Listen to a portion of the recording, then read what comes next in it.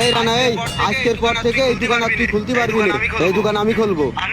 আমি দোকানদারি করতে পারবো না কেন? আমি তো 5 বছর ধরে ঠিকই ভাড়া দিয়ে যাচ্ছি। 5 বছর ধরে ভাড়া দিয়ে যাচ্ছিস? তুই কারে ভাড়া দিচ্ছিস? তুই কি সব ভুলে গেছিস? এই দোকানটা কার, তোর কি মনে নেই? ঠিক আছে, তাহলে যার দোকান তারে ডেকে নিয়ে আসি। আরে যা যা, যার দোকান তারা ডেকে না, যা দেখি কিটা আসে। মইনুল, আমি একটা জিনিস বুঝলাম না, তোমার এত সাহস হয় কিভাবে যে রানারে দোকান থেকে বের করে দাও? এই দোকান তো শালমের। আমি যতটুকু জানি শালমরেও প্রত্যেক মাসে ভাড়া দেয়। ও তো শালমের দোকান চালাচ্ছে, তা তোমার সমস্যা? ভাই আমার কোনো সমস্যা না, আপনি অনেক কিছুই জানেন না। জানেন না মানে?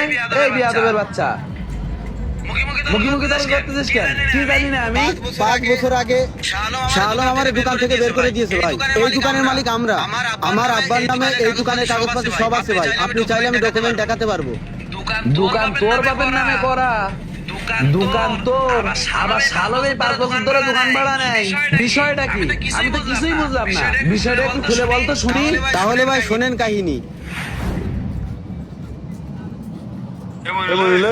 শোন, তোরে ভালোভাবে করছি, আজকে কিন্তু যাবি। আর এই দোকানের সীমানায় দুজন আর কোনো সময় আসবি না। কেন ভাই হঠাৎ করে এই কথা করছেন? আজকের পর থেকে তুই আর এই জায়গায় দোকানদারি করতে পারবি না। কেন ভাই, আমি কি করেছি? আমার অপরাধটা কি? তোর অপরাধ কি সেটা আমি বলতে পারবো না। তোরে আমি কথা বললাম সেটা তুই ভালোভাবে মাথার ভিতরে ঢুকে রাখ। শোন, তোর আজকে থেকে কিন্তু দোকানদারি করতে পারবি না, তাই পারবি না। এই তুই কি খবর রাখিস না? আলমের বড় ভাই এই এলাকার চেয়ারম্যান হয়েছে। শাহ আলমের বড় ভাই চেয়ারম্যান হয়েছে, তার জন্য কি আমরা দোকানদারি করতে পারবো না? তোর গাড়ি কইছি সেটি কর। তোর সাথে এত বেশি কথা বলতে বলে ভালো লাগতেছে না। তোরে কইছি আমি এই জায়গায় তুই দোকানদারি করতে পারবি না মানে পারবি না। এই তোরা দাঁড়া গেছি কেন? এটা বের কর, যা এখান থেকে বেরো। এই শোন তালাবান, আজকে থেকে তুই এখানে দোকানদারি করবি। শুনছেন তো ভাই সবকিছু? হ্যাঁ শুনলাম। শাহ আলম আমার সাথে এই অন্যায়টা করেছে, কিন্তু আমি প্রতিবাদ করতে পারিনি। কেননা শাহ আলমের ভাই ছিল চেয়ারম্যান, আর সে ওই ক্ষমতার দাপট দেখাচ্ছে আমার উপরে। এই বাজারে আমার ব্যবসা করতে দিইনি ভাই, কেননা ওর অনেক ক্ষমতা ছিল। ওর ভাই ছিল চেয়ারম্যান, আমার সাথে শাহ অনেকের সাথে অন্যায় করেছে। আমার ঘাট ধাক্কাতে দোকানকে বের করে দিয়েছে এই শাহ আলম। আমি জানি না কি অপরাধ ছিল আমার, কি অপরাধ ছিল। আমার নিজের দোকানেই আমি ব্যবসা করতে পারিনি ভাই। শালম, তুমি মইনুলের সাথে কাজটা ঠিক করোনি।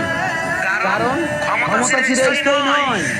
আজকে ক্ষমতা আছে, কালকে ক্ষমতা থাকবে না। এখন যদি মইনুল ইচ্ছা করে তাহলে তোমার এই গ্রাম ছাড়া করতে পারে, কিন্তু ও কিন্তু সেই কাজটা করেনি।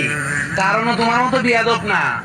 তুমি ক্ষমতা পাইছো, তুমি মনে করছো কি না পেয়ে গেছো, কিন্তু তুমি কি এটা ভাবোনি যে ক্ষমতা চিরস্থায়ী নয়? ভাই ক্ষমতার ভারে আমি ন্যায় অন্যায় সবকিছু ভুলে গেছিলাম। ভাই আপনারা আমারে ক্ষমা করে দেন, আমি আর কখনো এমন কাজ করব না। আমার ভুল হয়েছে সেটা আমি এখন বুঝতে পারছি। আমার চোখ খুলে গেছে ভাই। চোখ খুলে গেছে, খুব ভালো হয়েছে। আর কখনো ক্ষমতার অপব্যবহার করবি না। ক্ষমতা আজ আছে, কাল থাকবে না। তোরে বলি শোন, এই 5 বছর ধরে দোকানের ভাড়া যা খাইছিস সব টাকা তুই মইনুলে ব্যাগ দিবি। আর মইনুলের যারা ক্ষতিপূরণ হয়েছে সব ক্ষতিপূরণ মইনুলে দিবি, ঠিক আছে? ভাই আমার ক্ষতিপূরণ দেওয়া লাগবে না। শাহ আলম ওর নিজের ভুল বুঝতে পেরেছে। আমি চাই কোনো মানুষের সাথে যেন এই অন্যায়গুলো না হয়, এইভাবে কেউ যেন ক্ষতিগ্রস্ত না হয়। আমি এইটাই চাই। শাহ আলম যে এরকম নিজের ভুল বুঝতে পারছে, যারা ক্ষমতার চর্চা করে আছে, আমি চাই সবাই যেন নিজের ভুলটা বুঝতে পারে। ক্ষমতা কিন্তু চিরস্থায়ী না ভাই। আমরা যখন ক্ষমতা পাই, ক্ষমতা পেয়ে গেলে আমরা মনে করি কি না কি পেয়েছি। তো যাই হোক ভাই, শাহ আলম তুই তোর নিজের ভুলটা বুঝতে পারছিস, এটাই অনেক রে ভাই। অনেকেই কথাটা বুঝতে চায় না। আমি যদি কোনো ভুল করে থাকি আমাকে মাফ করে দিস। দেখ মইনুল কি মানুষ। মইনুল যদি আজকে তোরা ক্ষমা না করতো তাহলে তোর পিঠের সামনে থাকতো না। যা এখান থেকে।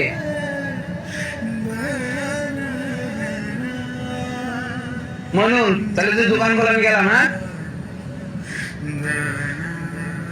কখনো কারো হক মেরে খাবেন না, কারোর উপর জুলুম করবেন না। মনে রাখবেন, কখনো ক্ষমতার অপব্যবহার করবেন না, নতুবা বিচারের দিনে জাহান্নামই হবে আপনার একমাত্র স্থান। ক্ষমতা কখনো চিরস্থায়ী নয়, একমাত্র মহান আল্লাহ পাকের ক্ষমতাই চিরস্থায়ী। তাই আসুন আমরা সবাই সবার জায়গা থেকে সঠিকটা বোঝার চেষ্টা করি।